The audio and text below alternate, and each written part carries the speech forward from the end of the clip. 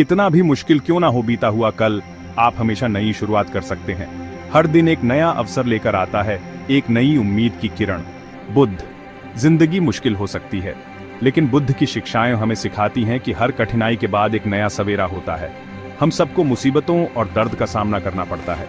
जीवन में कई बार ऐसा समय आता है जब हमें लगता है कि हम आगे नहीं बढ़ सकते, लेकिन यही वो समय होता है जब हमें अपनी आंतरिक शक्ति को पहचानना होता है। लेकिन हर मुश्किल में आशा की एक किरण होती है।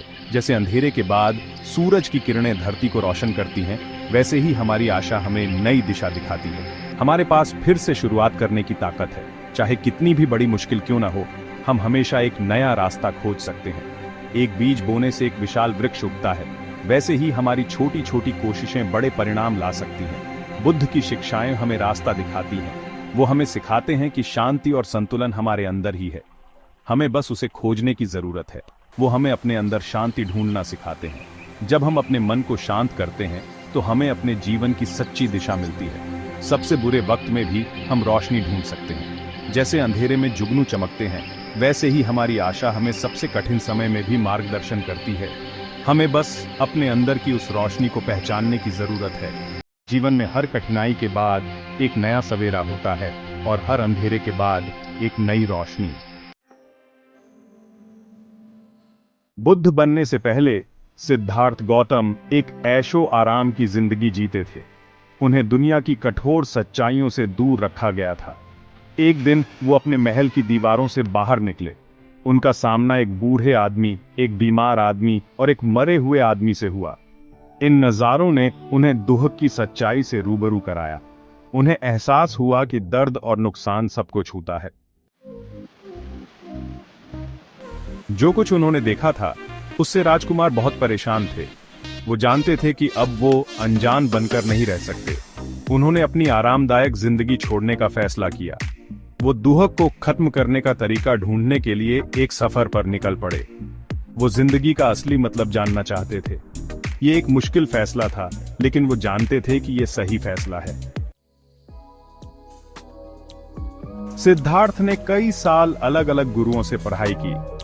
उन्होंने ध्यान और मन की शक्ति के बारे में सीखा। उन्होंने कठोर आत्म अनुशासन का अभ्यास किया। उन्होंने जिंदगी के सबसे बड़े सवालों के जवाब खोजे। वो दुख की प्रकृति और मुक्ति के मार्ग को समझना चाहते थे। उनका सफर चुनौतियों से भरा था, लेकिन उन्होंने कभी हार नहीं मानी।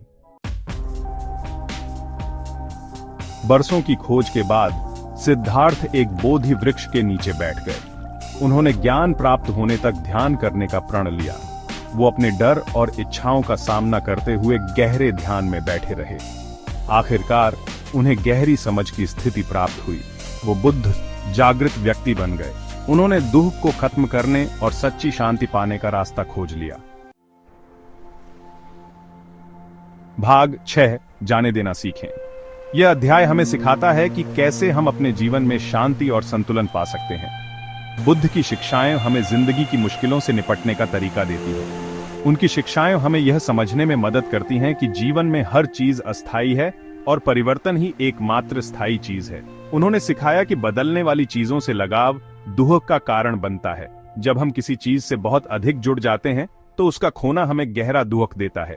हम बीते हुए कल से चिपके रहते हैं या भविष्य की चिंता करते हैं। यह हमें वर्तमान में जीने से रोकता है और हमारे मन को अशांत करता है।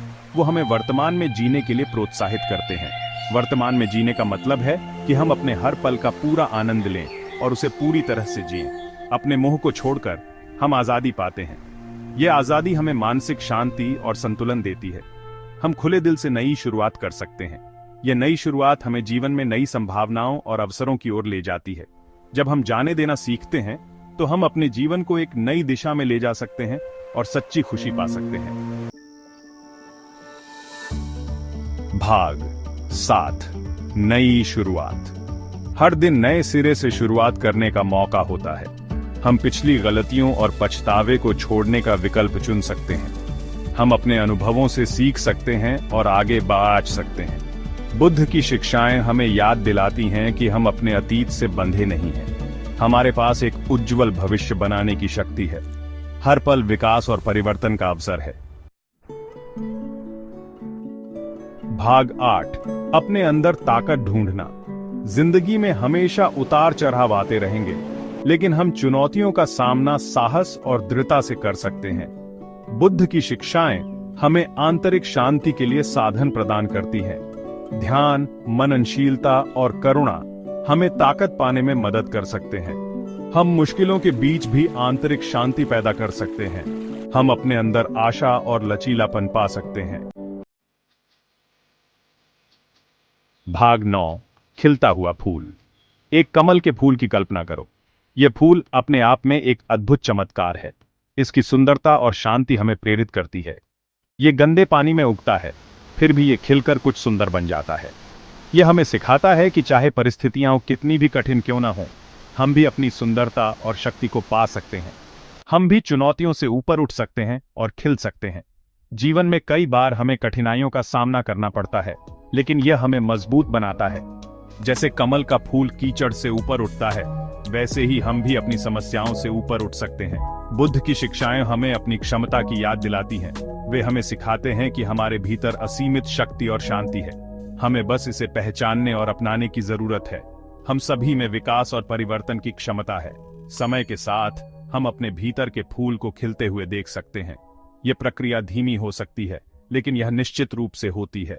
हम कठिनाइयों को दूर कर सकते हैं और आनंद और अर्थ से भरा जीवन बना सकते हैं। यह फूल हमें याद दिलाता है कि जीवन में हर कठिनाई के बाद एक नई शुरुआत होती है। हमें बस धैर्य और विश्वास के साथ आगे बढ़ना है।